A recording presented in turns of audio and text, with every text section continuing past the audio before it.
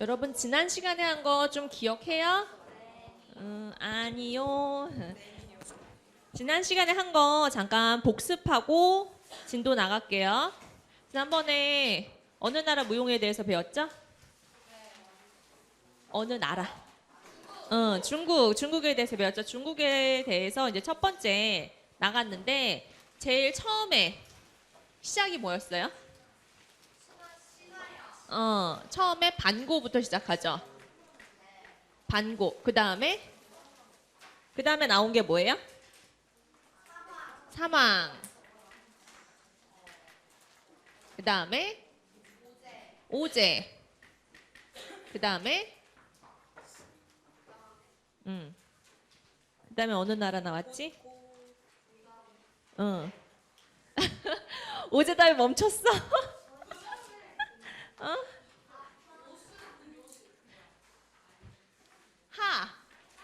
하나자, 하나라. 은. 그 다음에 주까지 역사가 나왔어요. 처음에 반고가 천지를 개벽했죠. 개벽하고 그 다음에 삼황은 누구예요? 그 다음 삼황으로 넘어가는데 이제 계속 신화시대죠. 복희씨, 신농씨, 여화씨. 복희는 모습이 위에는 사람이에요? 동물이에요? 위에 사람이고 밑에는 뱀이죠. 이 복희가 한 역할은 뭐였어요? 복희 씨의 역할은? 그렇죠. 어로와 그 다음에 또 사냥하는 것까지 수렵까지 했다. 신농은 머리는 어떤 모양을 하고 있어요? 소의 모양을 하고 있고 하반신은 사람 모양인데 이 신농 씨가 주관하는 게 뭐였죠? 그렇죠. 농업과 의학이었다. 그래서 손에 벼이삭을 들고 있는 그림이 있었죠. 그 다음에 여화는 이 셋 중에서 유일한 성별이 뭐예요? 여신이다. 이 여화가 바로 사람을 창조했죠. 그 다음에 오제는 누구를 얘기해요? 아니, 황제. 황제 다음에 누구예요? 전욱. 그 다음에 곡, 요, 순 이렇게 나가죠. 제곡, 제요, 제순 이렇게 나가죠. 여기에서 요순 시대를 선생님이 어떤 시대라 그랬어요? 그렇죠. 가장 이상적인 시대로 보고 있죠. 여기까지가 중국 고대 신화 시대인데 여기까지의 그 무용을 좀 볼게요. 무용은 총 4가지가 나왔어요. 어떤 무용이 나왔죠? 처음에? 그렇죠. 노동무용. 두 번째는 그렇지. 복원무용. 세 번째는 전투무용. 다른 사람들은 모두 안 배웠나? 그리고 네 번째는 제사무용. 제사무용이 있다. 노동무용으로 나왔던 얘가 뭐였어요? 무슨 무용? 춤. 그렇죠. 백수솔무. 백수솔무라는 거는 100가지 짐승이 따르는 춤이에요. 이 춤을 추면은 온갖 종류의 짐승들이 나와가지고 다 같이 춤을 췄다. 그만큼 아름답다라는 의미를 사용했고 이거에 대한 예로 도분 봤잖아요. 도분. 그릇에 나와 있는 그림 그리고 항아리에 있는 그림 이런 것들을 봤죠. 그 다음에 복원무용은 뭘 위해서 하는 무용이에요? 그렇죠. 육체 단련을 위해서 하던 무용이었어요. 그 다음에 전투무용은 어떤 무용이에요? 그렇죠. 군사 훈련하는 모습을 담은 위협을 주기 위한 그런 춤인데 그래서 여기서는 깃털을 꼽은 춤과 방패를 든 춤이 있는데 깃털을 꼽은 춤은 어떤 거를 의미해요? 깃털이라는 거는? 네? 그렇죠. 그렇죠. 문덕을 칭송하는 것이고 문덕이라는 거는 문인의 학식과 덕망을 칭송하는 거예요. 방패를 들고 있으면은 무슨 의미예요? 얘가 문덕이니까 방패는 뭐겠어? 무인의 덕을 칭송하는 거지. 용맹함. 무인의 용맹함. 그런 것을 칭송하는 거예요. 자, 그거에 대한 예로 어떤 무용이 나왔어요? 그렇죠. 형천시 지약하고 각저희 두 개가 나왔죠. 이 형천시는 중국 고대 신화에 나오는 거인이에요. 그래서 이 형천시가 어느 날 황제에게 도전을 해서 싸움을 했어요. 그랬더니 그 황제가 이 거인의 목을 베라 해가지고 이 목이 딩강 잘린 거예요. 그래서 이 형천시는 목이 없는 그 거인, 신화 속에 나오는 그 인물이거든요. 그래서 목이 없는데도 계속 싸웠대요. 이 젖꼭지를 눈으로 삼고 배꼽을 입으로 삼아서 그림을 보면은 이렇게 있어. 목이 없어. 목이 잘려가지고 목을 잘라서 산에다 묻었대요. 그래서 목은 없고 다리가 이렇게 있는데 여기가 눈이야. 그리고 여기가 입이야. 너무 발랄하게 그렸다. 이렇게 해서 싸웠대요. 지금도 여전히 싸우고 있대요. 네, 그런 의미를 담은 그 전통 무용이고요. 그 다음에 각저희는 여기서 각저는 뭘 말한다고 했죠? 각저. 잡기. 그래요. 잡기. 원래 각저라는 뜻은 씨름이에요. 근데 아주 좁은 의미로 쓸 때만 각저희를 씨름으로 볼 수도 있는데 그것보다는 좀 더 넓게 그 이후의 기록을 보면은 고개, 말타기, 활쏘기 이런 것도 모두 각저희에 들어가거든요. 이런 거 다 각저희라고 한다. 그래서 전투무용에 이 두 가지 종류가 있었고 제사무용에는 뭐가 있었죠? 그렇죠. 함지,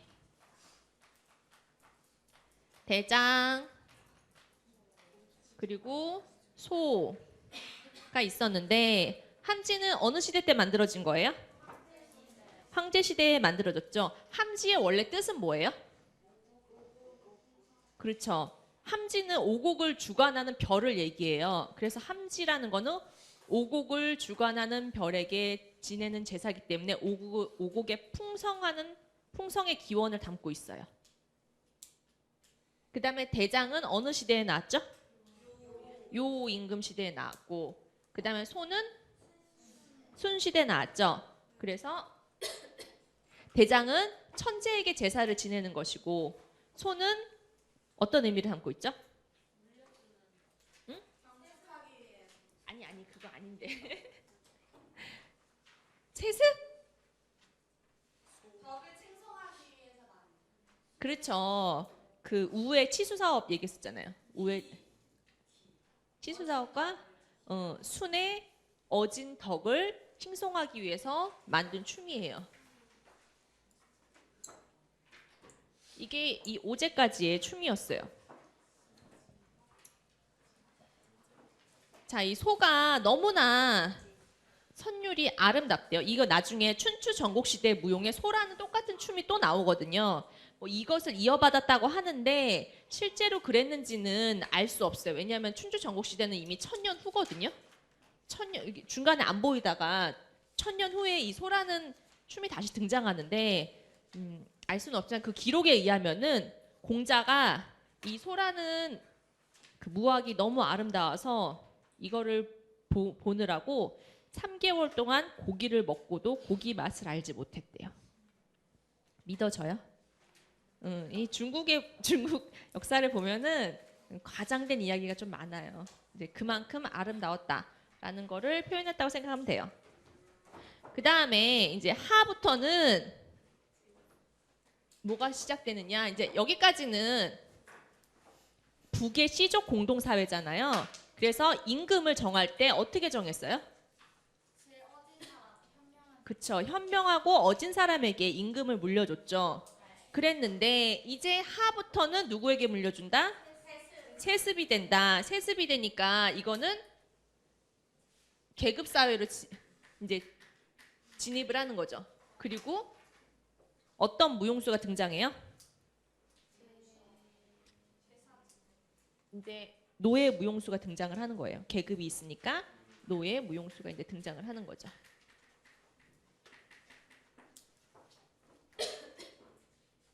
자, 이 노예 사회의 무학을 보면은 그래서 이때를 이제 노예 사회의 무학이라고 이름을 붙였는데 이때 두 가지 춤이 나와요. 근데 지난 시간에 하나만 했어요. 무무를 했어요. 무무. 또 하나는 나래거든요. 아, 나래가 아니고 나무. 나래는 우리나라식 표현이고 무무. 무무라는 거는 요거잖아요. 요거.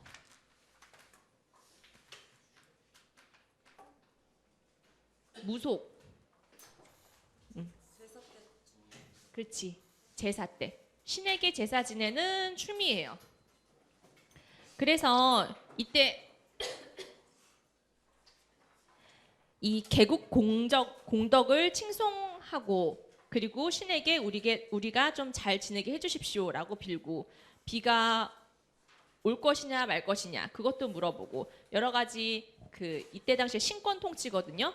왕이 통치를 하지만은 신에게 물어봐서 통치를 하는데 그런 의미를 담고 있는 춤이에요. 그래서 이것을 추는 사람은 보통 왕이나 굉장히 신분이 높은 사람이 이런 것들을 했고 이 당시에 무속인들도 굉장히 신분이 높았다고 보여지거든요. 혹시 제가 서문표 이야기를 했었나요? 서문표? 고사 이야기 했나요? 근데 문제는 이 춤을 왕이 정말로 신에게 신탁을 받아서 이야기를 했겠어요?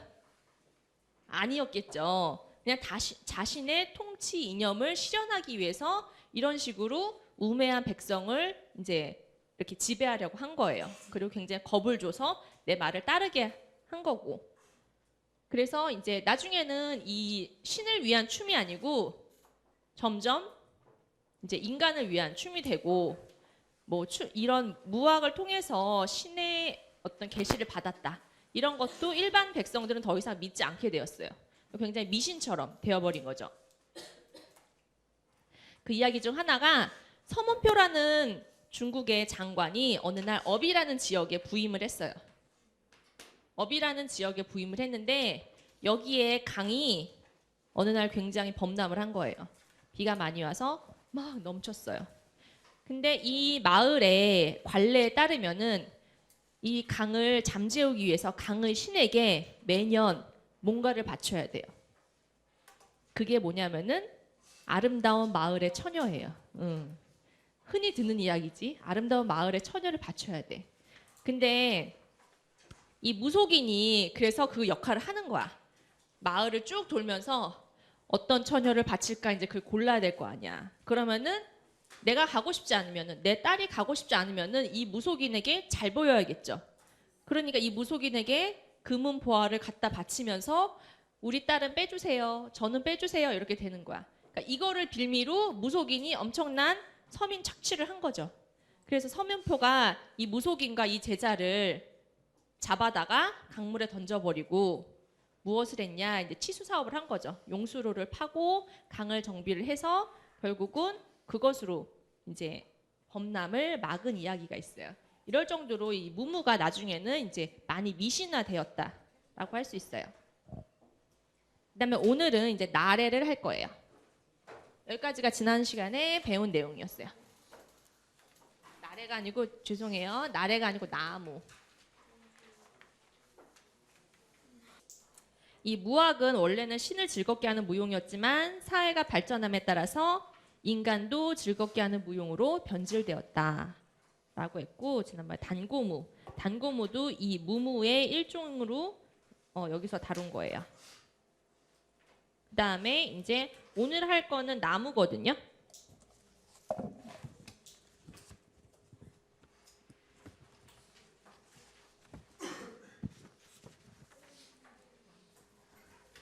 이 나는 무슨 나자인지 아는 사람? 무슨 나일까요? 그렇지. 귀신. 귀신 나자예요. 귀신 나의 춤 무자인데 그러면 나무는 어떤 춤일까요? 그렇죠. 귀신을 쫓는 춤이에요. 귀신을 쫓으려면은 온화하고 부드럽고 예쁜 가면을 쓰고 어흥 하면 안 쫓아지겠죠. 그래서 굉장히 무서운 섬뜩한 가면을 쓰고 거친 춤을 추는 게 이 나무의 특징이었어요. 고대인이 귀신이나 전염병을 쫓아내기 위해 행한 기도 의식이다. 그리고 가면을 쓰고 악기와 악마를 쫓아내기 위해서 격렬한 움직임이 있는 무용을 행했어요. 이 주나라 때부터 기록이 보여요. 이 나무가 어떤 식으로 행해졌는지 송대의 대나도라는 그 그림을 보면은 이 나무를 연구하는데 많은 도움이 될 수 있어요. 나라는 거는 앞에 큰 대자를 붙여서 대나라고도 하거든요. 그래서 대나무 혹은 나무 이렇게 둘 다 같은 말이에요. 그럼 그림을 볼게요. 잘 안 보이죠? 자, 여기 모두 등장인물이 모두 몇 명이에요?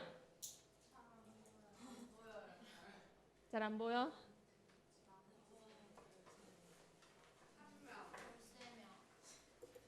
아유.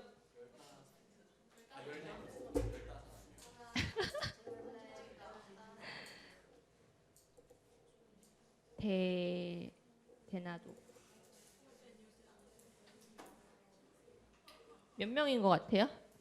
이렇게 해도 잘 안 보이네?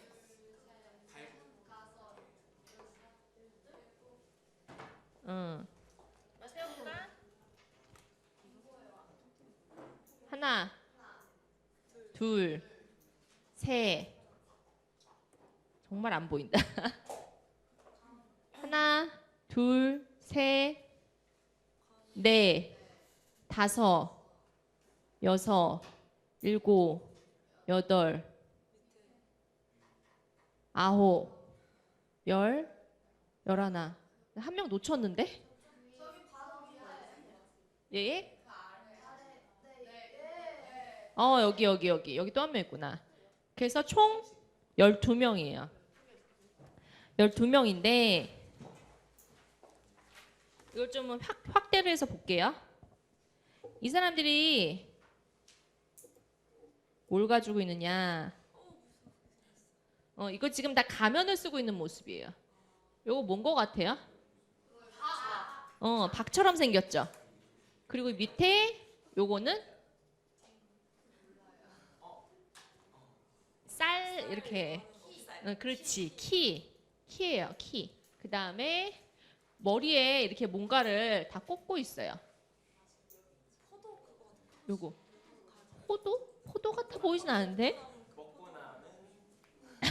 꽃이 있는데 여기 이렇게? 꽃이에요, 저기? 꽃이 있어. 그리고 여기는 무슨 소나무 같은 약간 그런 나무 가지고 그 다음에 이 사람 지금 뭘 갖고 있어요? 큰 북 들고 있고 여기에는 뭔가 요거 같이 생긴 작은 북을 갖고 있죠. 근데 이 사람 지금 뭐 갖고 있어 이거? 요거. 북채. 북채. 이 사람 북을 뒷사람이 치고 있어. 이걸로 보면은 이 사람들이 12명이 모두 구불구불 긴 행렬을 지어서 춤을 추고 있다는 걸 알 수 있어요. 그다음에 이 사람은 무슨 지게를 지고 있고 그다음에 요거 이건 뭔 것 같아요? 요거는 좀 그림이 잘 안 보이는데 부채예요, 부채. 그렇게 생긴 부채. 부채예요. 그리고 이 사람들 지금 다 머리에 깃털 꽂고 있죠. 깃털 꽂고 있고 나뭇가지 꽂고 있고. 이 사람이 든 거는 그 있죠. 말. 그러니까 그 도량 단위 중에서 말이 있거든요. 예, 예, 그거를 갖고 있어요. 이 보면은 전부 다 생활 소품들이에요. 가정 용품을 무용 도구로 들고 나와서 용처럼 구불구불한 형상을 하면서 행렬을 하면서 춤을 추고 있다. 그리고 서로 간에 호응하면서 전진하는 생동적이고 명랑한 표현을 하고 있어요. 이게 이 대나도의 모습이에요. 그래서 이 당시에 나무라는 춤이 이렇게 이루어졌구나라고 모습을 대충 알 수 있어요. 그 다음에 실질적으로 모습은 어떤 거냐? 동영상을 좀 볼게요.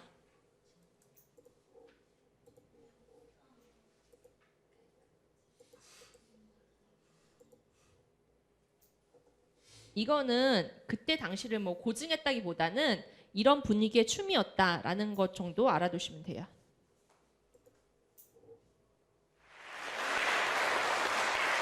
처음에 타악기 연주자가 타악을 치는데 이 부분은 약간 스킵하고 당시에 보면은 지금 뭐 현악기라든지 가락을 연주할 수 있는 악기는 없는 것 같죠? 당시에는 타악기로 했던 거예요. 나왔다.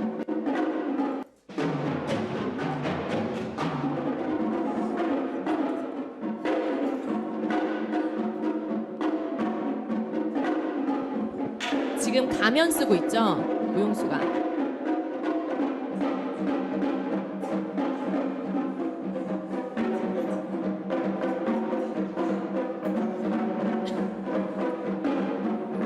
혹시 앞이라고 생각하는 건 아니지? 저는 등이야.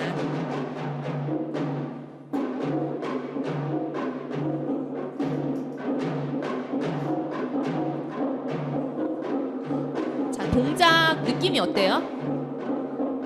동작 느낌. 그냥 던져봐. 어떤 건지. 강하고 기괴하고 뭔가 정제돼 있지 않은 거친 힘찬 그런 느낌이 들죠.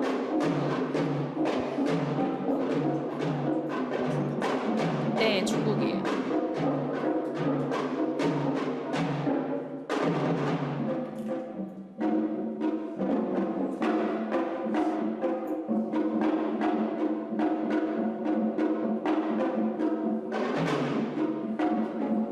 고대의 나무를 재현한 춤이에요. 그 당시의 동작은 현재 남아있지 않거든요. 근데 이런 식의 분위기였을 것이다 라고 해서 선생님 보여주는 거예요. 앞에도 가면이고 뒤에도 가면이야. 가면이 아까 말했듯이 귀신을 쫓기 위해서 굉장히 무시무시한 형상을 하고 있어요.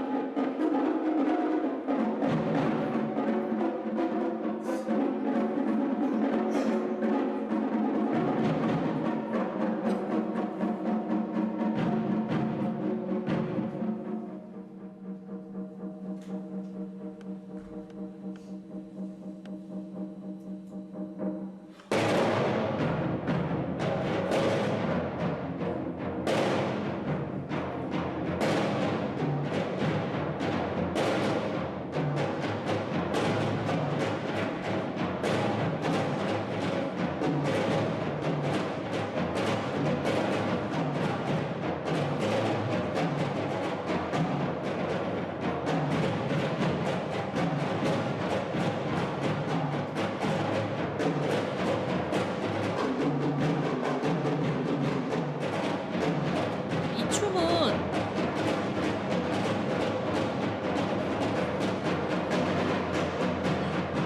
고대의 뿌리를 두고 있지만 현대적으로 모던하게 재창작한 춤이라고 할 수 있어요. 그래서 퍼커션하고 같이 나와서 굉장히 또 모던한 느낌도 나죠. 굉장히 뭐 촌스럽거나 그런 느낌이 아니고 지금 현재에도 충분히 재밌는 그런 춤이에요.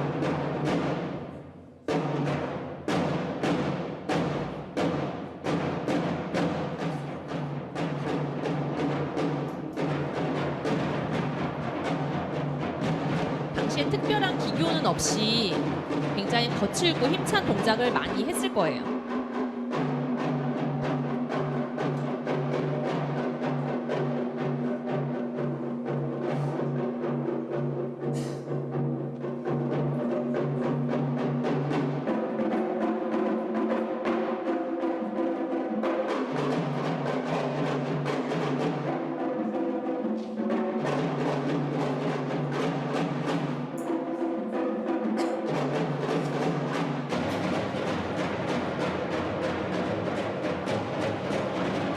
네, 여기까지만 볼게요. 이 무용수가 이제 쓰러지는 걸로 마무리를 하거든요. 자, 여기까지가 은주 시대의 무용, 무무와 나무를 보았어요. 그 다음에 또 볼 거는 이 당시에 춤을 췄던 계층인 노예 무용수예요. 이 당시는 이제 스스로 즐기는 자발적 집단 무용에서 이제 누구를 위해서, 누구를 즐겁게 하기 위해서 춤을 추는 그런 무용으로 발전을 한 거예요. 다시 말하면은 춤이 이제 공연 예술화한 거예요.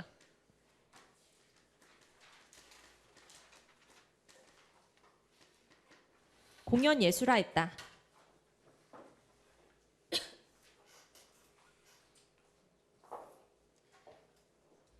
그래서 그 내용을 보면은 귀족들의 향락을 위해서 무용을 행하는 무용 예술가들이 바로 이 노예 무용수예요. 하왕조 때 개왕과 걸왕 그리고 은왕조의 주왕 이 왕들이 노예 무용수의 향락을 즐긴 대표적인 왕들이에요. 하왕조의 개는 하왕조의 그 초대 왕이거든요. 이 개는 어떤 주장을 했냐면은 하늘로부터 소를 본인이 인간 세계에 가져왔다라고 했어요. 소는 어느 시대의 무학이죠? 아까 나왔었죠. 복습할 때. 그렇죠. 순시대의 무학이잖아. 순시대의 무학인데 이것을 천재를 제사 지낼 때 사용했었는데 이거를 본인이 하늘로부터 인간 세계에 본인이 가져왔다라고 주장을 하면서 이것을 본인이 그래서 자신의 무학으로 사유화해서 상연을 했어요. 그 다음에 그 다음에 있는 거랑 있죠. 거랑은 이제 하왕조의 마지막 왕이에요. 마지막 왕은 또 이제 사치와 향락으로 굉장히 점철된 역사를 가지고 있죠, 항상. 걸왕에게는 또 여자가 있었어요. 지난번에 유왕에게 포사가 있었다 그랬죠. 걸왕에게는 말희라는 여인이 있었어요.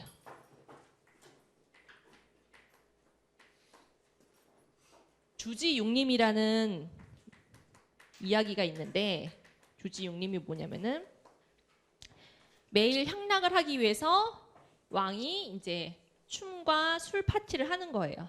춤과 술 파티를 하면은 여인들이 이제 술을 따라주고 고기를 집어주고 이렇게 해야 되잖아요. 근데 이 말리가 그러면은 여인들이 잔도 매번 따라야 되고 안주도 매번 이렇게 집어줘야 되니까 귀찮으니까 아예 그냥 이 넓은 호수를 다 술로 만들고 고기로 숲을 만들어서 놀다가 술이 마시고 싶으면 이 여기를 떠먹고 술을 떠먹고 안주가 먹고 싶으면 옆에 있는 고기 숲에서 고기를 먹고 이렇게 하자라고 거랑에게 제안을 해서 거랑이 그렇게 만들었대요. 그게 바로 주지육림이에요. 네, 네, 이 사람이 이제 그렇게 하자라고 해서 또 어여쁜 여인에게 또 잘 보이려면 말을 잘 들어줘야 되잖아. 그래서 했는데 이 거랑은 크면 클수록 좋고 많으면 많을수록 볼만하다라고 해서 주지육림으로 유명할 뿐만 아니고 3만 명의 여자 악사로도 유명하거든요. 그 궁안에 3만 명의 여자 악사가 있었대요. 근데 이거는 아까 공자가 3개월 동안 고기 맛을 알지 못했다는 것처럼 좀 과장된 이야기는 한데 그 정도로 굉장히 향락을 즐겼던 왕이라고 기록이 있어요.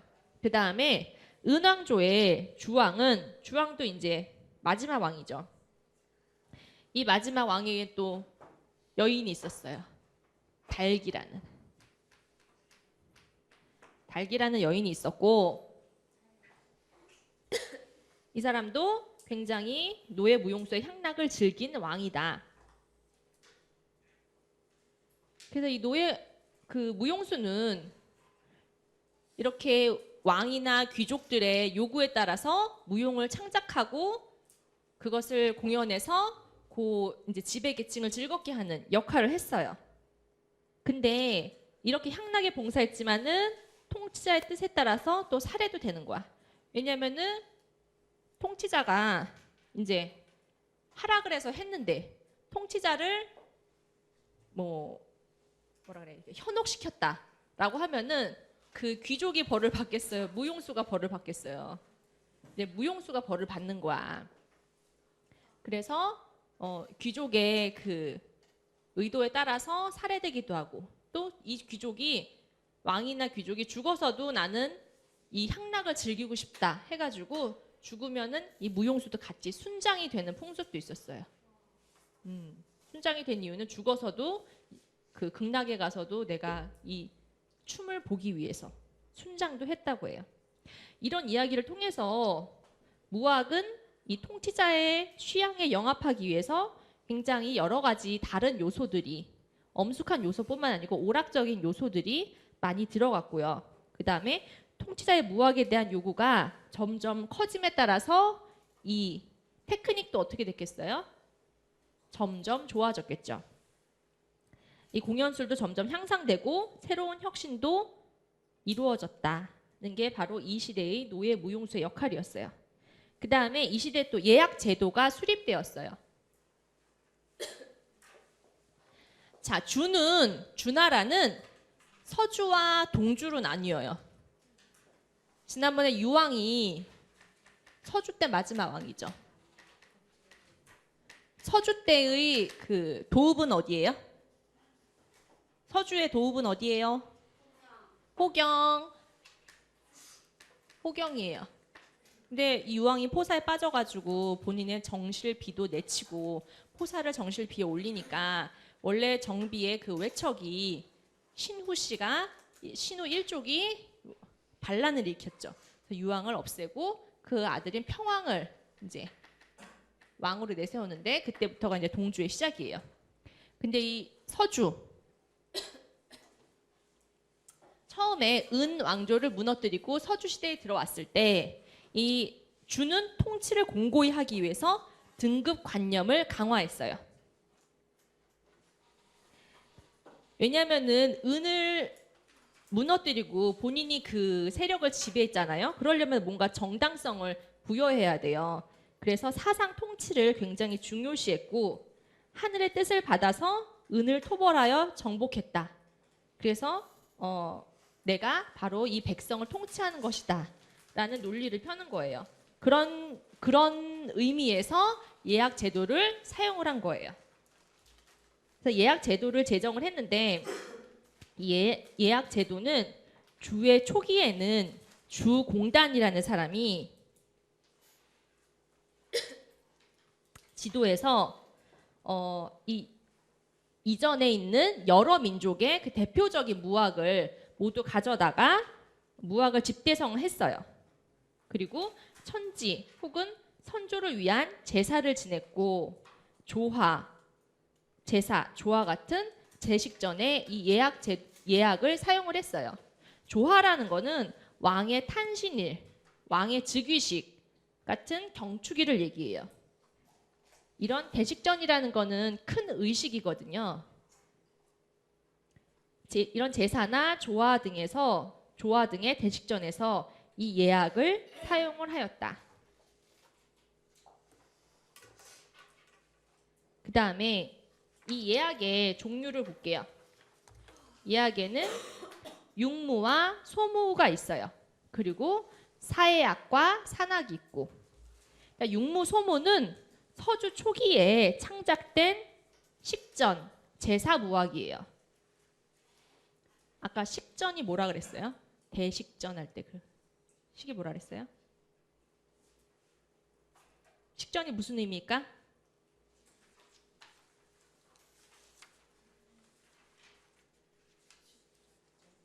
아까 대식전이 뭐라 그랬어요? 큰 의식이라 그랬죠. 그러니까 식전이라는 거는 의식이에요. 이 서주 초기에 창작된 의식, 제사, 무학이에요. 융무를 먼저 보면은 융무는 이 6가지 춤으로 이루어져 있거든요. 운문, 함지, 소, 대하, 대호, 대무 이렇게 6가지로 이루어져 있고요. 일단 운무는 황제 시대에 천신을 제사 지내는 데 사용했어요. 운무는 천신을 제사 지낼 때 사용했어요. 그 다음에 함지 아까 나왔죠. 함지는 어느 시대에 나왔던 춤이에요? 어느 시대에 나왔던 춤이에요? 황제 시대 때 나왔던 춤이죠. 함지의 뜻은 오곡을 주관하는 별이고, 그래서 오곡의 신에게 제사를 지내는 거였는데, 이 당시에는 지신에게 제사를 지내는데 사용했어요.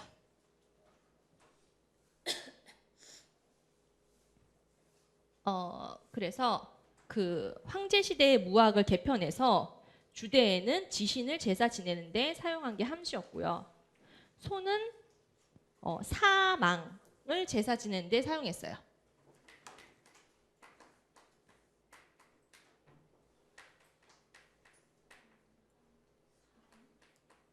사망, 해, 달, 별, 바다 의 신에게 제사 지내는데 사용을 했어요. 그 다음에 방금 소했죠. 대하는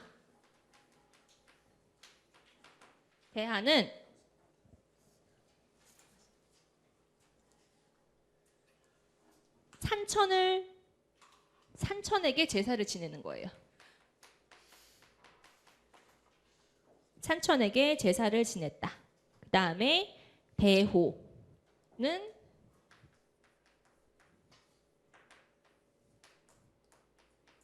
여성 선조에게 제사를 지내는 거예요.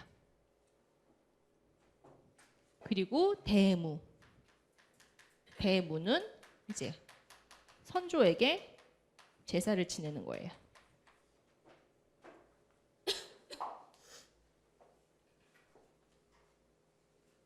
이 대무라는 거는 큰 군인 집단 이런 거를 말하는데요. 이 주나라가 은나라의 마지막 왕인 주왕을 토벌한 것을 칭송하는 무학이에요. 대무라는 거는 어떤 왕을 토벌한 것을 칭송한다고요? 그렇죠. 은의 마지막 왕인 주왕을 토벌한 것을 칭송하는 무학이에요. 대무는 여기서 중요한 건 대무거든요. 쌤이 밑줄 쳤죠. 대무라는 거는 6단계로 이루어져 있어요. 처음에 1단계. 이 전주에 해당해요. 큰 북을 두드리는 거예요. 이제 큰 북을 두드리면은 무용수들이 뒤에서 대기하고 있다가 앞으로 나가서 전투 태세에 돌입하는 거예요. 이게 바로 1단계고요. 그 다음에 2단계는 전투를 나타내는 격렬한 무용을 해요.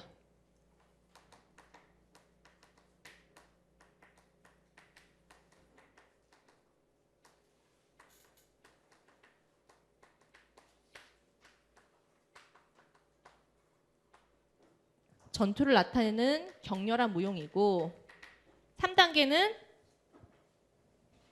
이제 은을 쳐서 멸망시킨 후에 다시 남쪽으로 진군을 하는 거예요.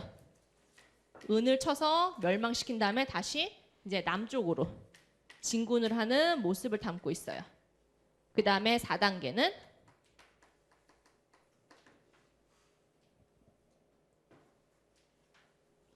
이제 남쪽으로 내려갔죠. 그럼 남방의 변경 지역이 평정된 것을 말해요. 남방 평정. 그 다음에 5단계. 5단계는 이제 주나라 말고 그 주위에 여러 제후국들 있죠. 이 제후국들이 주나라에 협력하고 그리고 국가가 잘 통치되어 있다는 것을 알리기 위해서 복잡한 대열에서 정돈된 대열로 나아가요. 주나라의 통치를 얘기해요. 그 다음에 6단계 이제 마지막이에요. 이제 6단계 오면은 무용수는 새로이 대열을 이제 조직해서 왕에 대한 존경심을 나타내는 거예요.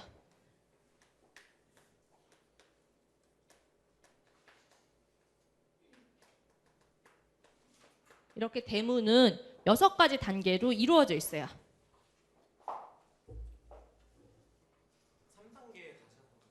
3단계? 3단계 이제 은을 쳐서 무너뜨리고 남쪽으로 더 진군을 하는 모양이에요. 그런 형상을 담은 춤이에요. 3단계는. 이해 안 되는 단계 있나? 딴 거는 다 괜찮죠?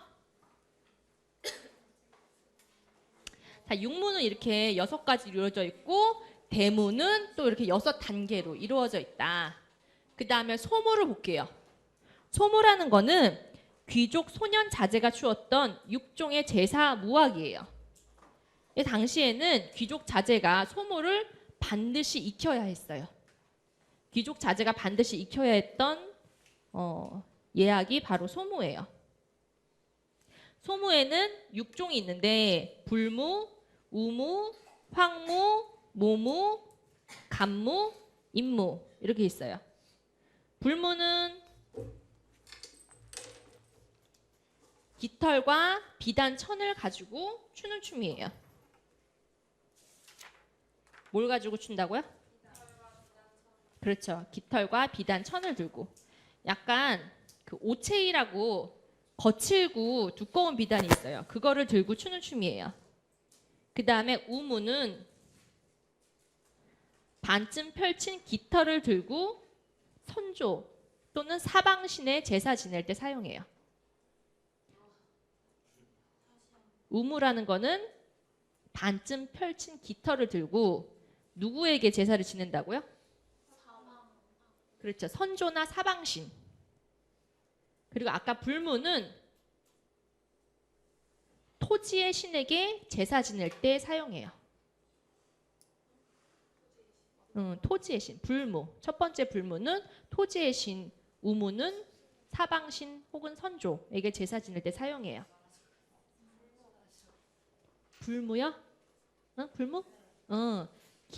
깃털을 가지고 오체희라는 두껍고 거친 비단을 가지고 추는 춤인데, 그 토지의 신에게 제사를 지낼 때 사용해요. 불 좀만 켜도 돼요? 네, 키세요. 좀 뒤쪽. 될 것 같아요. 그 다음에 황무는 깃털 모자를 쓰고 사방신에게 제사 지낼 때, 사방신에게 어떤 제사를 지내냐? 비 내리기를 제사 지낼 때 써요.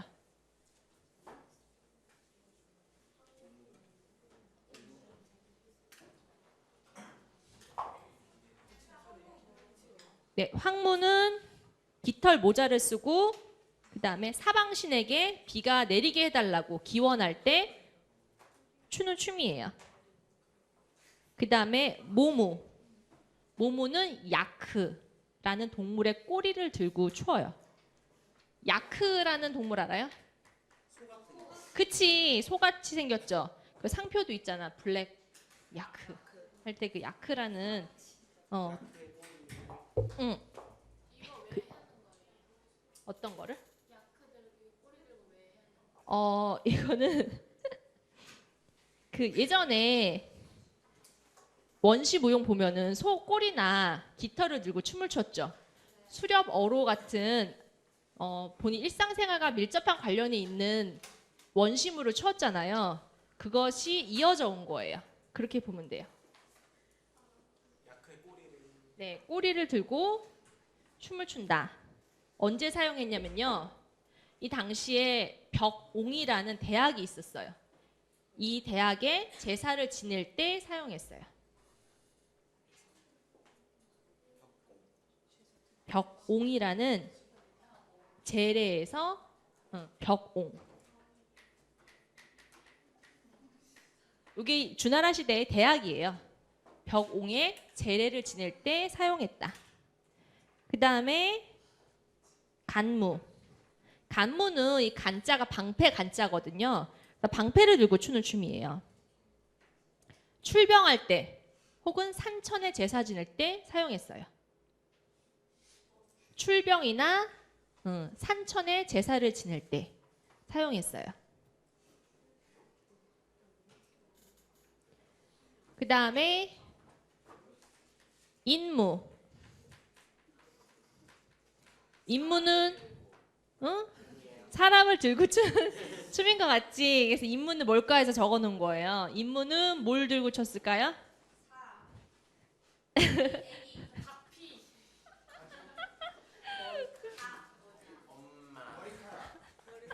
머리카락? 이게 아니고 이제 다 뭘 들고 추잖아. 깃털을 들고 속꼬리를 들고 방패 들고 이제 그렇지. 이제 사람 춤이야. 이제 사람 춤. 사람을 좀 감상하라고. 아무것도 안 들고 맨손으로 추는 춤이에요. 드디어 별 또는 선조를 제사 지낼 때 썼어요. 별 또는 선조 제사 지낼 때 쓴 거예요.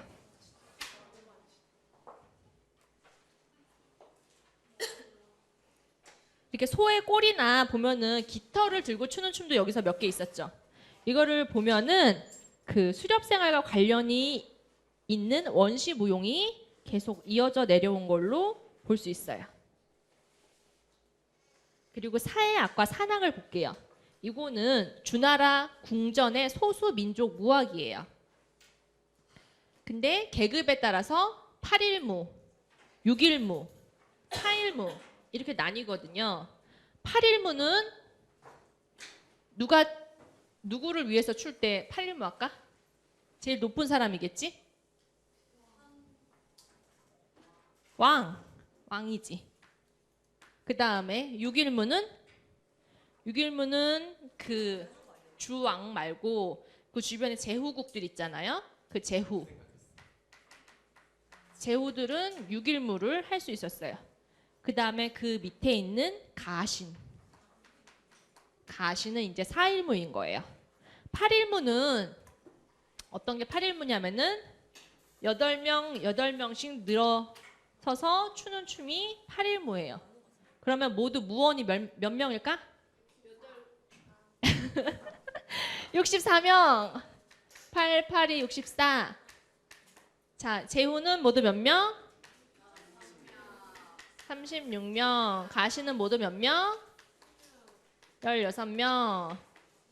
우리나라 종묘 제례할 때 1무 하잖아요. 그거예요. 근데 8일무 할 때 문무 하거든요. 그 문무는 문덕을 상징하는 거고 무무는 무덕을 상징하는 거죠. 다 이것과 관련이 있는 춤이에요.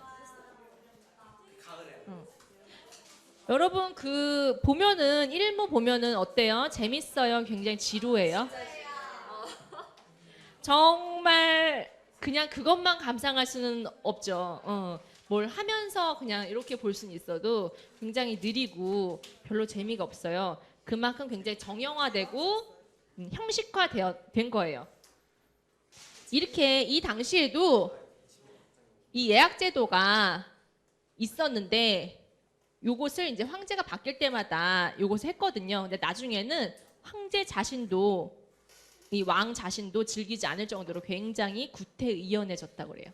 이 당시에는 그 이 주 시대에 주대에 요거를 정립을 해서 후대의 봉건 지배 계급에 의해서 선왕지약이라는 이름으로 신봉되었어요. 선왕지약이라는 거는 신성한 아악이라는 뜻이에요. 신성한 아악이니까 뭔가 재미있는 것보다는 조금 더 격식 있고 장중하고 이런 거를 더 선호한 거죠. 왕조나 황제가 바뀔 때마다 반드시 예약을 새로 지정하였다. 그 다음에 이제 춘추 전국시대로 넘어가요.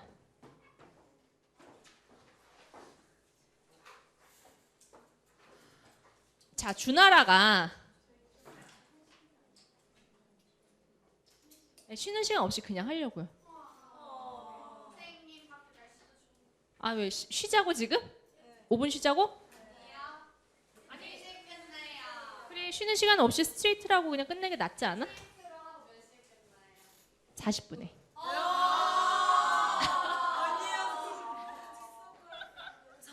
아니 뒷수업 무슨 상관이야. 지금 40분에 끝나면 20분이 남는데. 하고 40분 끝나요, 수업은. 예, 그럼 지금 카메라 찍고 있어. 경고했잖아. 굉장히 성실하게 수업해야 돼. 이 시간은. 굉장히 여러분 등록금 아깝지 않아? 등록금. 이 등록금 얼마 요즘에? 그 입학금 빼고? 거기다가 또 이제 4년 안에들 졸업 안 하잖아. 4년 안에 졸업 안 하면은 그 다음에 뭐 학점별로 그러면 내나? 등록금을? 그럼 모르겠네. 여러분 그럼 5분 쉬고 싶어요? 근데 쉬면은 그만큼 뒤에 시간이 늘어나. 아니 30분 안 돼. 40분까지 해야 돼. 쉬면은 이제 45분까지 해야 돼. 자, 봐봐. 지금 한창 열 올랐어, 지금. 자, 주가. 자, 화장실 갔다 오고 싶으면 그냥 자유롭게 갔다 와요, 조용히. 근데 5분 안에 들어와야 돼. 서주와 동주가 있는데, 서주 때는 그래도 좀 강성했는데, 이 도읍을 나급으로 옮긴 동주 때는 이때 나급으로 옮겼죠. 지금의 낙양이에요. 이때는 이 주의 세력이 이때만큼 그렇게 강력하진 않았어요. 그리고 지난번에 그 지도에서 봤듯이 주나라가 모든 그 주변을 직접적으로 통치한 게 아니고 주변국, 제후국들이 있었고 그 다음에 그 제후국들이 주나라를 맹주국으로 종주국으로 이렇게 받들어 모시는 그런 체제였어요. 봉건제라고 할 수 있는 거예요. 이 동주 시대를 바로 춘추 전국 시대라고 해요. 근데 이 동주를 춘추 전국 시대라고 하는데 이거를 다시 춘추 시대와 전국 시대로 또 나눠요. 춘추와 전국 시대로. 왜 나누냐면은 춘추 시대에는 주나라를 맹주국으로 하지만은 패권을 장악하고 있던 5 제후들이 있어요. 그거를 오패라고 해요. 오패라고 하는데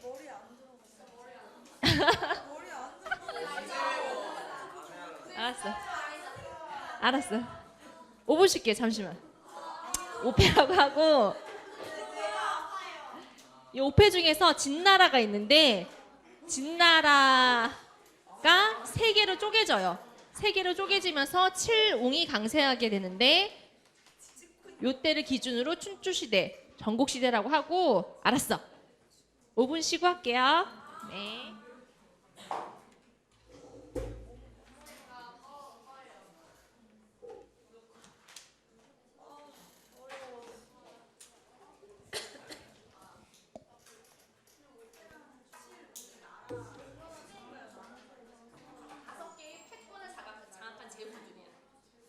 제후들이 5개 간성한 제후들이 있어요.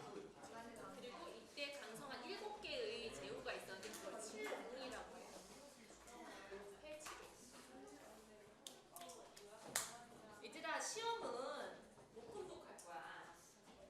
이게 뭐 어려워요. 목금독할 거니까 패턴이 적어. 보고하는 거. 보고 적는 거. 처음 해봐. 보고 해본다고? 항상 어떻게 했을 거야? 선생님 근데 중간고사 봐요? 아니요, 중간고사 안 보고 봐요. 기말도 필기가 중요하다. 그리고 중간고사 없고 레포트가 30% 들어가고. 근데 레포트 뭐예요? 그 논문 아니에요? 그 그럼 기말. 그러니까 그 논문 읽고 아, 논문 요약하는 언제까지 그래요. 내려온다고 거. 기말 전까지 기말 해요. 전까지.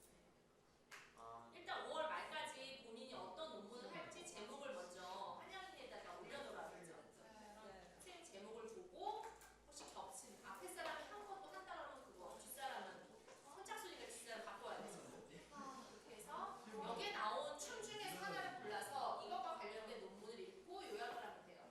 논문 사이트 뭐 어디였었죠? 리스. 리스. 리스. 근데 중요한 점은 한 문장 이상 똑같으면 안 돼요.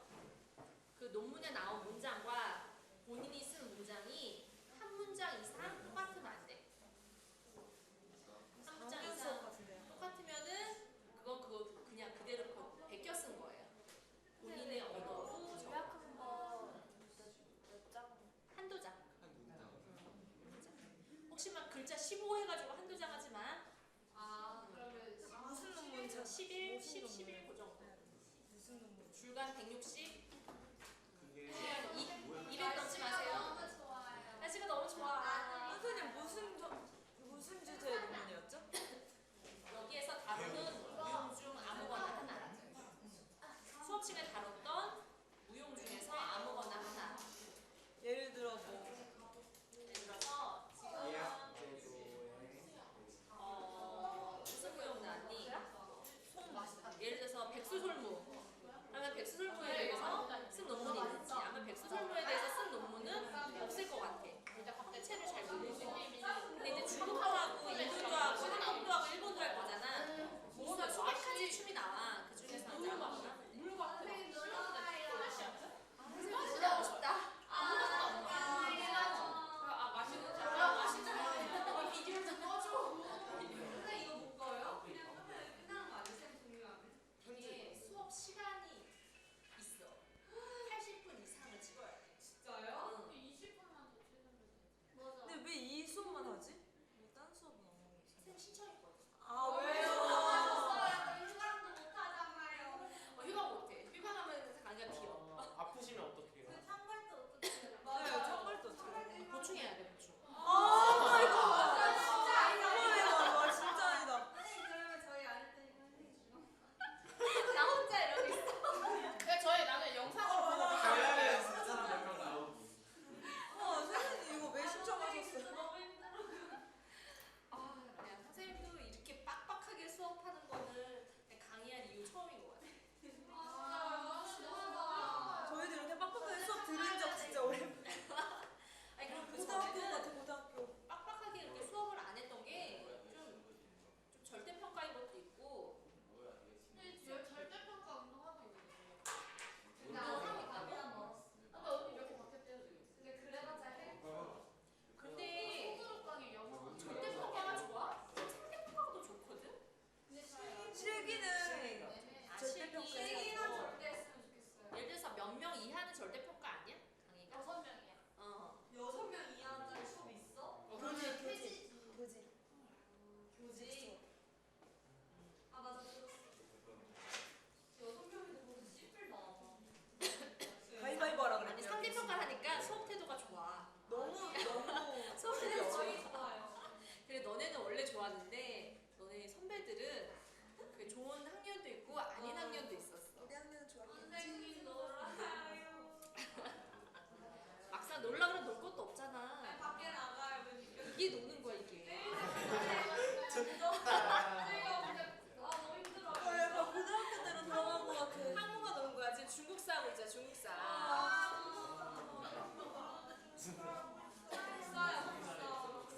여러분 학교 졸업한 다음에 가장 상식이 있어 보이는 게 어떤 과목인 줄 알아? 알아요. 중국사? 역사. 그치 역사. 역사. 역사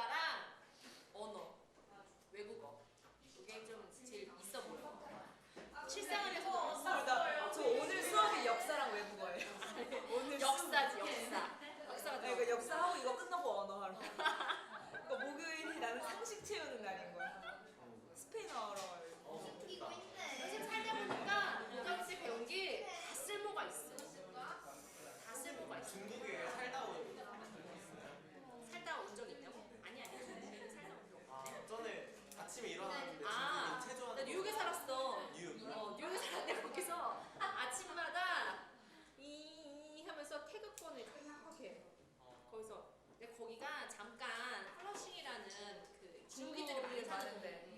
동네야. 저 플러싱이 없었어요. 뉴저지 있었어요. 그랬니? 뉴저지. 아 선생님 그럼 그 서현 선생님이랑 동기이신 분이 선생님이셨어요? 동기 아닌데. 아 신경만 신경환 쌤도 뉴욕에 NIU. 지금도 왔다 갔다 하셔. 아 선생님이 아니시고. 지금은 왜 졸업하셨잖아. 신경환 쌤이 아니야 졸업 안 했어. 아, 공부했다고 해서 졸업은 안 해. 그 석사 졸업하고 지금 와서 박사 갔지. 한국에서 한양대 대학. 아 선생님 아니시고. 아침에 이제 7시, 8시쯤에 그걸 회 밖에서 근데 굉장히 음악이 이렇게 평온하잖아. 근데 기분이 좀 좋더라고. 딱 같은데? 플러싱이 중국인 진짜 많죠. 거기가 원래 한국 사람이 많이 살았다가 이제 차이나가 다 밀고 들어온 거야. 자, 여기 들어와서 코리아는 더 외곽 더 빠졌어. 안 빠지고. 캐나다도 선생님 거기 플러싱이 잠깐 2달? 그랬다가 너무 싫어가지고 다시 맨하탄으로 들어왔어. 혹시 맨하탄이 좋아 하면서 근데 너무 맨하탄은 비싸가지고 저는 그래서 뉴저지에서 왔다 맨하탄으로 버스 타고 버스비가 더 들었었어요. 그러니까 한 달에 뭐한 10월 그러니까 그게 주가 다르잖아 주가. 그러니까 좀 교통비가 들고 조금 더 뭔가 조금 더 교통이 불편한 것 같아. 그 브릿지를 넘어야 되는데 그 브릿지가 너무 이제 그걸 지나야 뉴욕으로 갈 수 있으니까 그게 다 차가 다 걸려 있는 거야. 그럼 일단 거기서 1시간 정도 되지. 그러니까 차라리 그러니까 뉴저지는 그냥 뉴저지 편하긴 되게 좋은 것 같아. 뉴저지는 또 차가 없으면 못 다니잖아요. 그래서 또 고생하고. 그러니까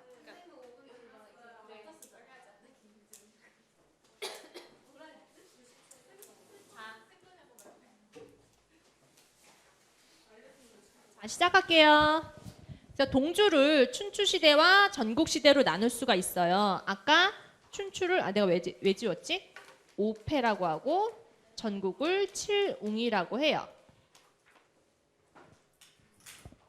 이 춘추 전국 시대 하면은 지금도 이 표현을 많이 쓰죠. 춘추 전국 시대라는 표현 여러분 써요? 응, 쓰잖아. 어떨 때 쓰냐면은 어느 한 사람이 패권을 장악하지 않고 여러 개의 것들이 서로 경쟁하면서 전부 다 활성화되고 있는 것을 춘추 전국 시대라고 많이 하죠. 그래서 지금 예술 사조가 하나의 예술 사조가 아니고 여러 개의 예술 사조가 어느 것이 딱 주류를 잡지 않고 여러 가지 것들이 막 공존하고 있다. 아, 예술의 춘추 전국 시대다. 이렇게 표현을 하죠. 이 주나라의 평왕이 낙양으로 도읍을 옮긴 동주부터 진나라의 중국 통일 전까지 이때를 동주 시대라고 해요. 진나라요. 진시 황제가. 거기 오타가 났어요. 오타가 몇 개 있어. 그래서 이때를 또 춘추 시대와 전국 시대로 나누는데 춘추 시대는 기원전 770년부터 기원전 404년까지고요. 이 시대를 도시국가 시대라고 해요. 도시국가라는 거는 인접한 그런 나라들에 대해서 인접한 영토에 대해서 통치권을 이 주나라가 가져요. 하지만은 이 도시국가는 각자 독립된 통치 체계를 갖고 있어요. 그래서 그리스처럼 이 당시는 도시국가가 할거했던 상태로 호세와 같은 통일국가는 아직 출현하지 않은 상태예요. 지금까지 은나라, 주나라 이렇게 배웠지만은 은나라, 주나라가 이 영토를 모두 통일한 게 아니잖아요. 은나라가 있고 맹주국이 있고 주변에 제후국이 있던 그 상태들을 다 말하거든요. 근데 춘추 시대에 와서는 어느 한 나라가 이렇게 확 위로 올라선 게 아니고 모든 여러 개의 나라들이 굉장히 이렇게 세력권을 이루고 있는 상태인 거예요. 이 여러 국가는 느슨한 동맹 관계를 맺고 주나라를 맹주로 하고 있었어요. 이 춘추에 해당하는 춘추 시대의 패권을 장악한 5 제후는 제, 진, 초, 오, 월 이렇게 5 나라예요. 지도를 보면은 자 처음에 호경, 여기 호경이 이제 서주의 수도였죠. 그 다음에 나급으로 이제 옮겨요. 그리고 여기 진제, 오, 월, 초 이렇게 강대한 5국들이 있어요. 이 나급은 요 나라 제후들과 밀접하게 연락할 수 있다는 장점을 가지고 있어요. 그 다음에 여기 북방을 보면은 여기 흉노족이 있어요. 월지족. 이 족들은 유목민족이거든요.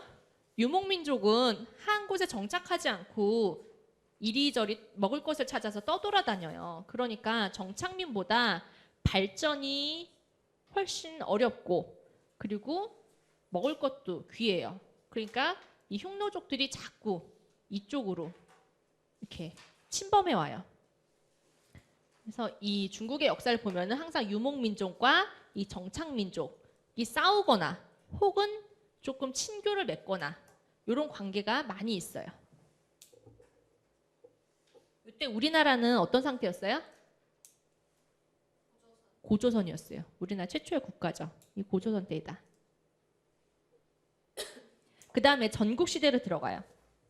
전국시대는 그동안에 이제 되풀이된 동맹과 전쟁의 결과로 도시국가가 7개의 강대한 국가, 즉 전국 칠웅으로 정리가 되었어요. 그 오패에서 진나라 있죠. 진나라가 한, 위, 조라는 3개의 나라로 바뀌거든요. 한, 위, 조. 이게 3개로 나뉘어요. 진나라가 굉장히 강성했는데 3개로 나뉘면서 그때부터 칠웅이 시작이 되는 거예요. 그리고 이 진은 없어지고 밑에 또 다른 진이 있어요. 여기 보면은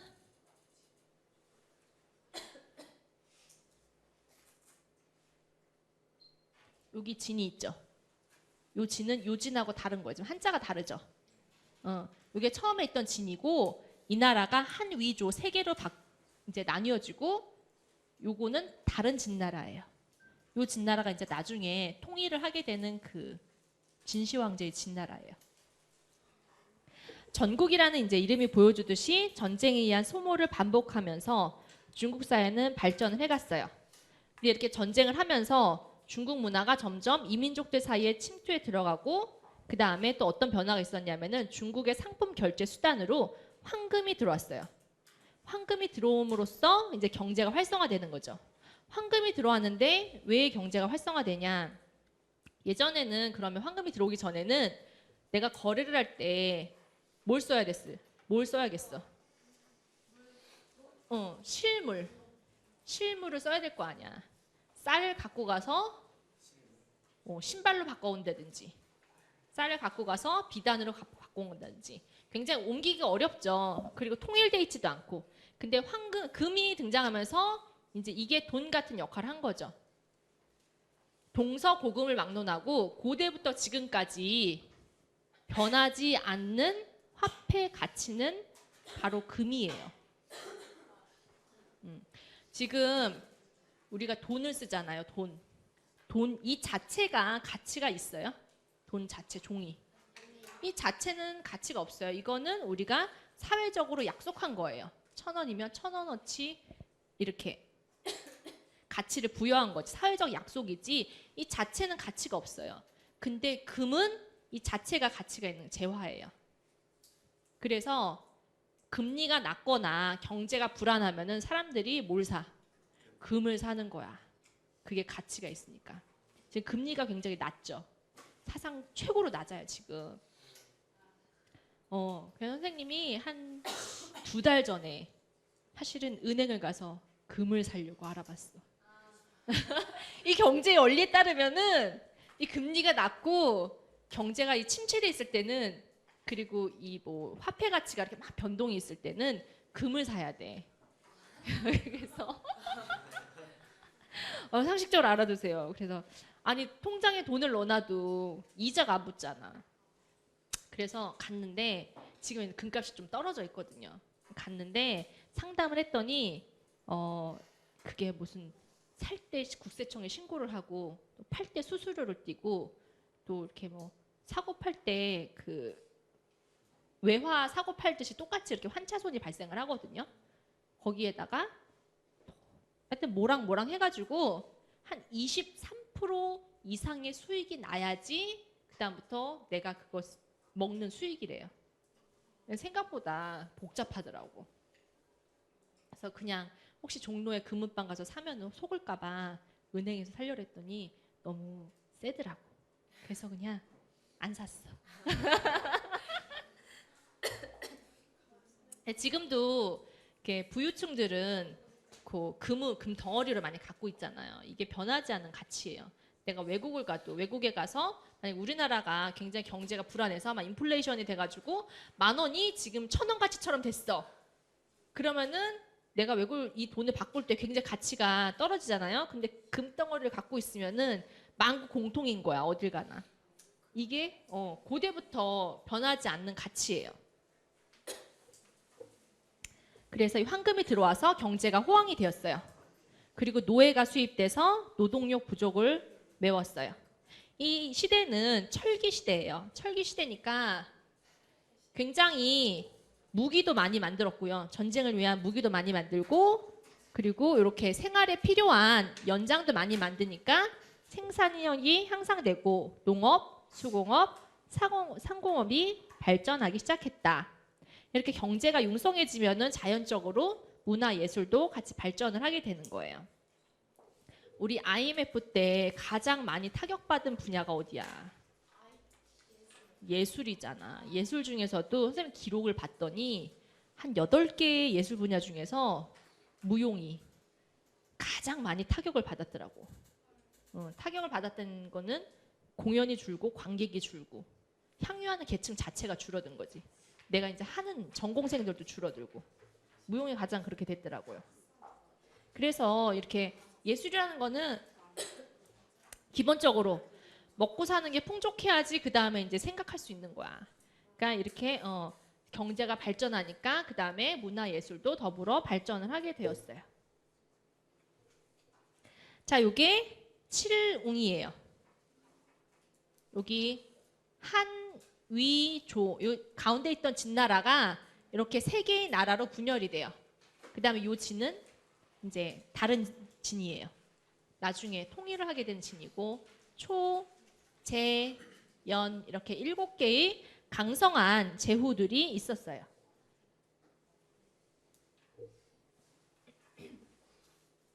그래서 이 춘추 전국 시대에는 이전에 행했던 선왕 지약 있죠. 선왕 지약의 뜻이 뭐였어요? 선왕 지약의 뜻이 뭐였어?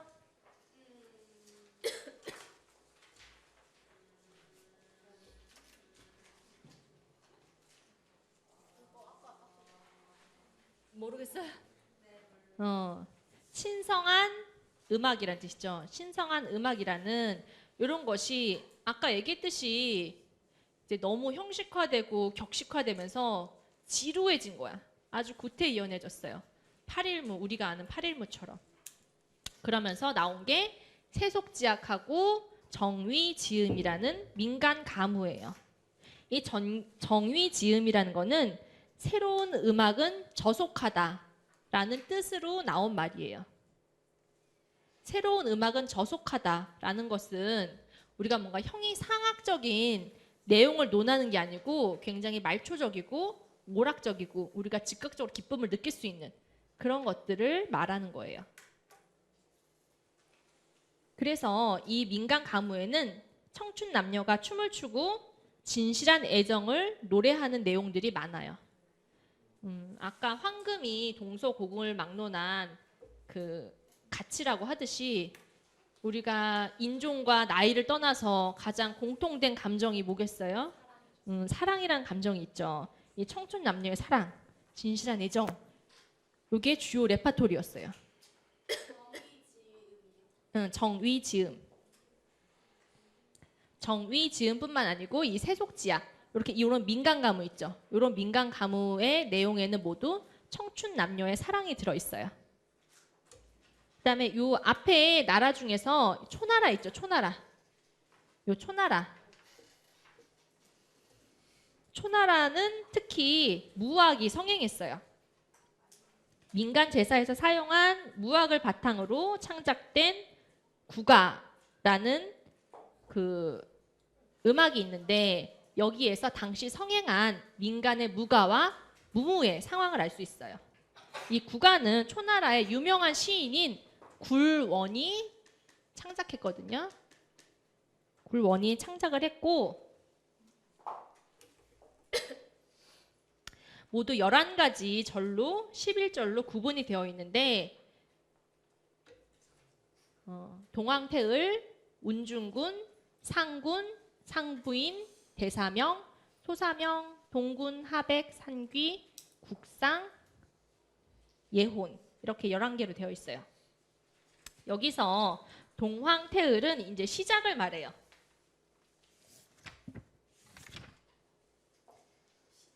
시작. 스타트. 동황태을 신에게 제사를 지낸다는 거예요. 각각의 제사 지내는 이제 신들이 나와요. 요거는 동황태을 신에게 제사를 지내는 거고, 운중군은 구름의 신에게 제사를 지내는 거예요. 그다음에 상군은 여기 상군, 상부인은 상수의 신에게 제사를 지내는 거예요. 상수라는 거는 중국에 있는 상강이요. 강 이름이에요. 이 강의 신에게 제사를 지내는 거예요.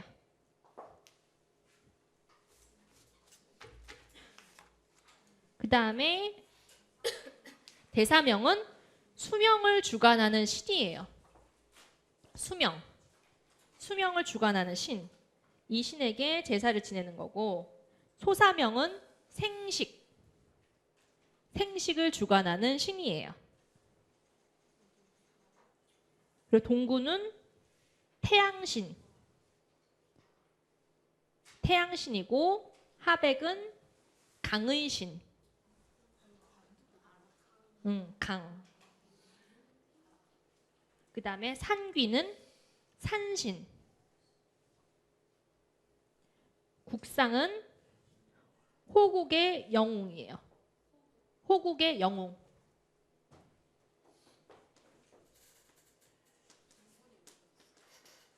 호국의 영웅을 칭송하는 의미를 담고 있어요. 그 다음에 예호는 이제 제사가 끝나는 거예요.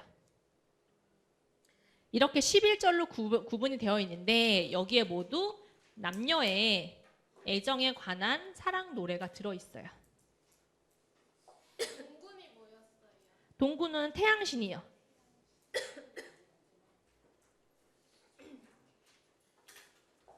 이렇게 다른 나라 중에서도 초나라가 이렇게 무학이 성행을 한 거는 이 상당한 그 예학의 발전을 이루었다고 볼 수 있는 거예요. 일찍이 초나라에서 상당한 예술적 제사 가무가 그 수준 높은 수준에 이르렀다라고 할 수 있고요. 이것을 하는 이유는 모두 지금 신에게 제사를 지내고 있잖아요. 신에게 제사를 지낸다는 거는 내가 기쁘게 하기 위한 거예요? 신을 기쁘게 하기 위한 거예요? 그렇죠. 신을 기쁘게 하기 위한 건데 명분상 신을 기쁘게 하기 위한 것이고 실제로는 인간이 즐기기 위한 것이었어요. 그래서 이 민간 가무가 성행한 것은 결과적으로 우수한 가무 예술인을 양성하는 결과를 낳았어요. 예를 들어서 가난한 서민들은 땅이 없으면은 먹고 살 게 없었어요. 그러면은 이런 게 많이 발전했기 때문에 이런 기회를 익힌 예술인들이 이제 등장을 한 거예요. 예를 들어서 노예무용수 같은 사람들. 이 사람들이 귀족이나 제후집에서 이렇게 부르면은 달려가가지고 가무를 자기의 얘기를 팔고 돈을 먹을 거를 얻고 이제 이런 거죠. 근데 내가 잘 못하면은 잘 팔리겠어? 안 팔리겠어? 안 팔리겠지. 내가 굉장히 잘 닦고 기회를 잘 갈고 닦아야지 잘 팔릴 거 아니야. 그러니까 이 가무 예술인들이 이제 양성이 된 거죠. 이때 당시에 임무가 유행을 했는데 임무는 뭐 들고 하는 게 아니고 그냥 맨손으로 추는 춤이라 그랬죠. 근데 임무의 특징은 뭐냐면은 사람이 이렇게 있으면은 이 소매가 길어. 소매가 길어. 그래서 허리는 잘록하고 치마는 이렇게 넓게 퍼져 있는 게 요 당시 의상의 특징이었어요. 그래서 그 긴 소매를 이렇게 펄럭거리면서 춤을 췄어요.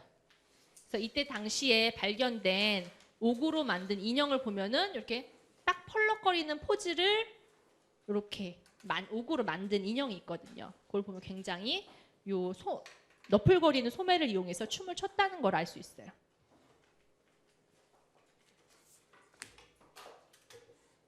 그 다음에 또 그림을 하나 보자.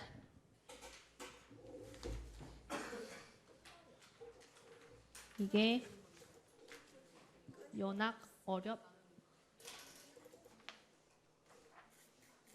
자, 여기서 주목할 거는 요 부분이거든요. 요 부분. 요 부분에 이 평상 위에 있는 사람들이 바로 귀족이에요. 지금 잘 정확하게 보이진 않지만은 지금 요게 프로젝터가 안 좋아서 잘 안 보이지만 여기 위에 있는 귀족들이 지금 먹고 마시고 놀고 있는 거야. 그리고 이 밑에 있는 사람들은 누구겠어? 무용수겠지. 이 노예 무용수들이겠지. 자, 여기에 요거를 편종이라고 해요. 편종. 요거는 편경이라고 해요.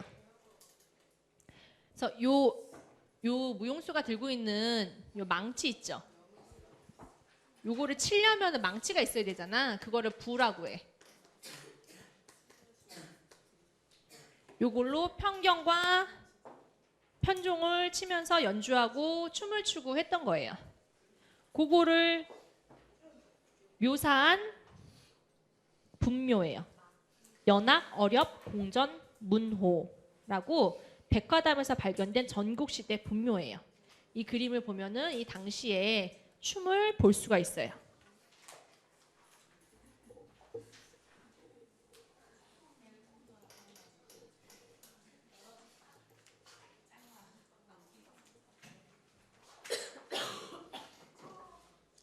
그 다음에 이때 춘추 전국시대는 끊임없이 전쟁이 일어났잖아요. 약육 강식의 시대예요.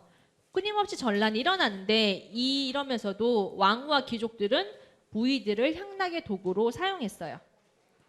그렇기 때문에 다른 사람에게 이 무의들을 선물로 바치기도 했어요.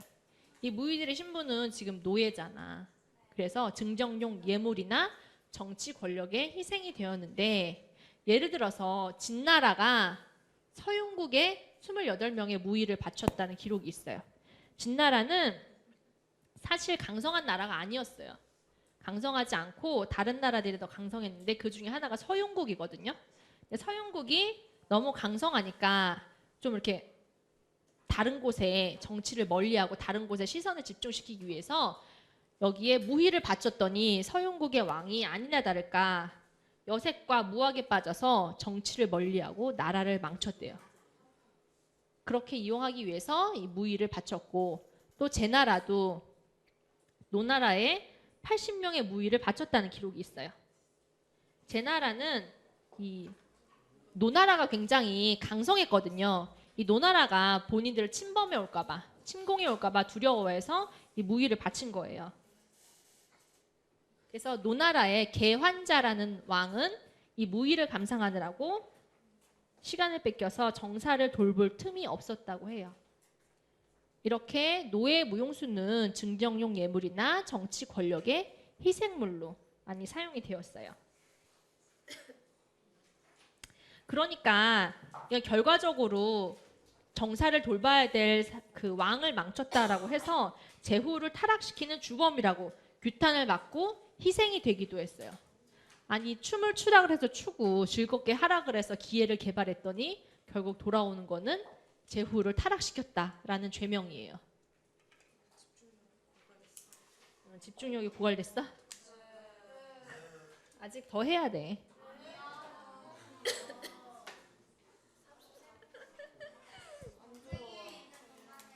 아니야. 아, 나 진짜 많이 자. 것 같은데. 진짜. 5분만 더 할게요. 잠깐만. 여기까지 하자. 춘추 전국시대까지 하자. 응. 그래서 죄 없는 공연 예술가들의 손과 발이 잘리고 지배 이렇게 죽음까지 이르렀어요. 그 지배 계급의 정치 투쟁에서 희생되는 역할을 담당한 거예요.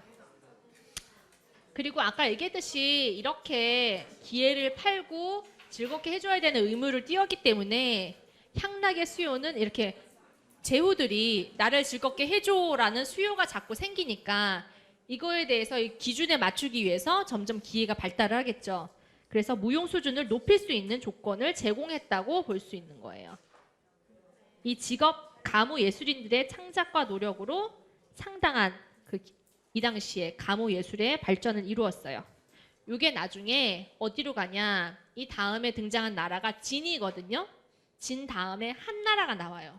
이 한나라에서 백희라는 춤을 굉장히 중요시 봐야 되는데 이 백희와 당시 나왔던 무용의 중요한 밑바탕이 되는 거예요. 춤이라는 거는 어느 날 갑자기 기가 똥 나오는 게 아니고 과거에 있었던 여러 가지 전반적인 상황으로 저변을 발전할 수 있었던 게 이제 나중에 어떤 여건이 되었을 때 활짝 꼽히게 되거든요. 이런 요건들이 나중에 진을 거치고 한나라에 들어서면서 백희라는 자피로 나와요. 다음에 이제 한나라의 자피를 볼 때는 백희를 볼 때는 좀 더 재밌을 거예요. 여러 가지 기술, 고개 막 이런 것들 나오거든요. 자, 오늘 여기까지 할게요.